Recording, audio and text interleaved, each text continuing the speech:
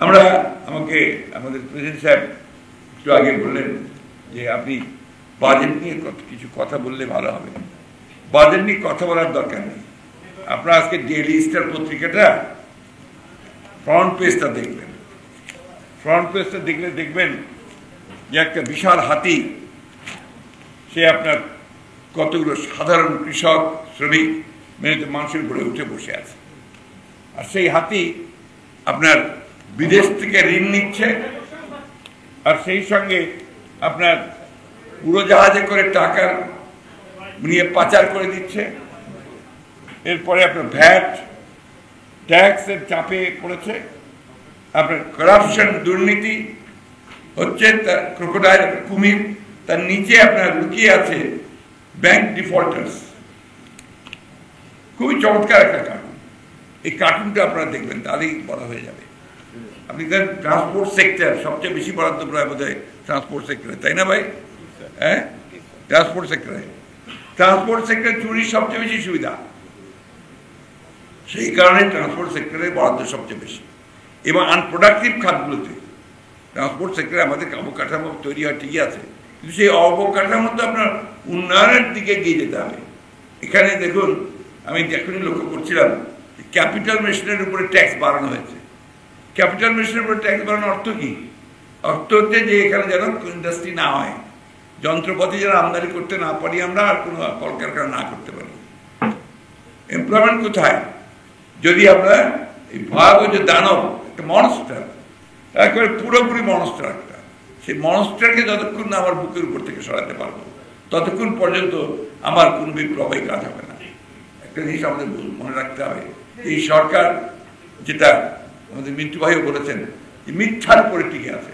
All statistics আর false, বানানো, তৈরি করা, যত পরিসংখ্যান আছে সব তৈরি করা। তো আপনি কার উপরে বসে আপনি প্ল্যানিং করবেন, যা করবেন সবই তো ভুল আসবে। ভুল হচ্ছে তাই, আমার কথা নয় তো। আপনি দেখুন যে কিছুক্ষণ আগে আমাদের একজন ভাই বললেন যে বেনজির বাজেট, বেনজির তো সব দিক দিয়ে। এখন বেনজির আমাদের পুলিশ অধিকর্তা ছিলেন, তিনি আমাদের সাবেক পুলিশ কর্তা, র্যাবের ডিজি ছিলেন, তিনিও যা ঘটিয়েছেন তাও বেনজির। এখন বাজেট হচ্ছে তাও বেনজির। সাবেক আর্মি চিফ ছিলেন, তিনি যে ঘটিয়েছেন সেটাও বেনজির। আমাদের সবকিছুই বেনজির। দেখেন, গণতন্ত্রের ন্যূনতম যদি থাকে তাহলেও কিন্তু মানুষ একটা পথ পায়। ভারতের নির্বাচনের দিকে তাকিয়ে দেখেন, যেখানে ভারতের শাসক গোষ্ঠী ভাবছিল যে তারা 400-র বেশি আসন পেয়ে যাবে, পেয়ে গিয়ে তারা তাদেরকে ইচ্ছিত লক্ষ্য ভারতের যে আপনার হিন্দুত্ববাদকে সংবিধান পরিবর্তন করে প্রতিষ্ঠা করা, সেটার দিকে তারা এগিয়ে যাবে।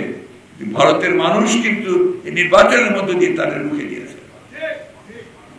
দিয়েছে, এইটাই হচ্ছে আপনার গণতন্ত্রের লাভ। এটাই হচ্ছে আপনার সত্যিকার অর্থে ইনস্টিটিউশন ডেভেলপ করার লাভ। একটা নির্বাচনের ইনস্টিটিউশন আছে সেখানে, আমাদের সবকিছু ভেঙে দিয়েছে না, কিচ্ছু রাখেনি। নির্বাচন যে ইনস্টিটিউশন তাকে ভেঙে দিয়েছে, বিচার বিভাগের স্বাধীনতা তাকে নষ্ট করেছে, আপনার প্রেসের মিডিয়ার যে স্বাধীনতা তাকে ধ্বংস করে দিয়েছে, আমরা তন্ত্রকে পুরোপুরিভাবে কক্ষিগত করেছে, কোথাও কিছু অবশিষ্ট রাখেনি। এই ধ্বংসাবশেষ থেকে আমাদের উঠে দাঁড়াতে হবে।